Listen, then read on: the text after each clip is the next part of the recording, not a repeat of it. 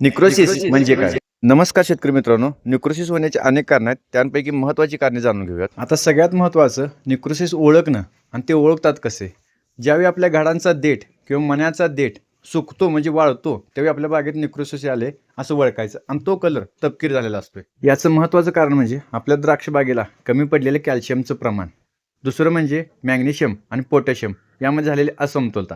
म्हणजे मॅग्नेशियम तर जास्त होते किंवा पोटॅश तर जास्त होते किंवा कमी जास्त होते. यातला जो फरक पडतोय त्यामुळे निक्रोसिसचं प्रमाण वाढते. आता काही जणांचं मत असं पण येईल की आम्ही हे सगळं समप्रमाणात दिले, चांगलं दिले, तरी पण निक्रोसिस का व्हायला आहे. जर तुमचं रान चुनखडीचं असेल तर 100% तुमच्या रानाला निक्रोसिसचा प्रॉब्लेम जाणवणार म्हणजे जाणवणार. कारण चुनखडीच्या रानात कॅल्शियम आणि फॉस्फरस अपटेक होत नाही. त्यासाठी तुम्ही वेगळे प्रयत्न करणं अत्यंत गरजेचं असते. आणि त्याचबरोबर मार्केटला एक नवीन प्रोडक्ट आलाय हॉर्बेक्स नावानं.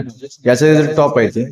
ठराविक ठिकाणी आम्ही ट्रायल घेतले त्या आणि असं जाणवलं की यामुळे निक्रोसिसचं प्रमाण कमी होतं. याचं प्रमाण एकरी 5 लिटर आहे आणि हे औषध सोडल्यानंतर 3 ते 4 दिवस पाण्याचा ताण द्यायचा आहे, जेणेकरून आपण दिलेलं औषध अपटेक होईल. आणि त्याचबरोबर मण्याची साईज आणि शुगर उतरण्यास चांगली मदत होते. आता या व्हिडिओमध्ये तुम्ही जो प्लॉट बघताय त्या प्लॉटमध्ये सुद्धा निक्रोसिसचं प्रमाण आहे, पण थोड्या प्रमाणात आहे. दरवर्षी या प्लॉटला निक्रोसिसचं प्रमाण जास्त जाणवते, पण यावर्षी हे प्रमाण कमी आहे. हा कॅन सोडल्यानंतर सुद्धा तुम्हाला चांगल्या प्रकारे फरक दिसेल. पण असं नाही होणार की 100% तुमच्या बागेत निक्रोसिस जाणवणार नाही. तुमच्या बागेला जेवढा निक्रोसिस झालाय तो दिसणार आणि तो पूर्ण सुकणार.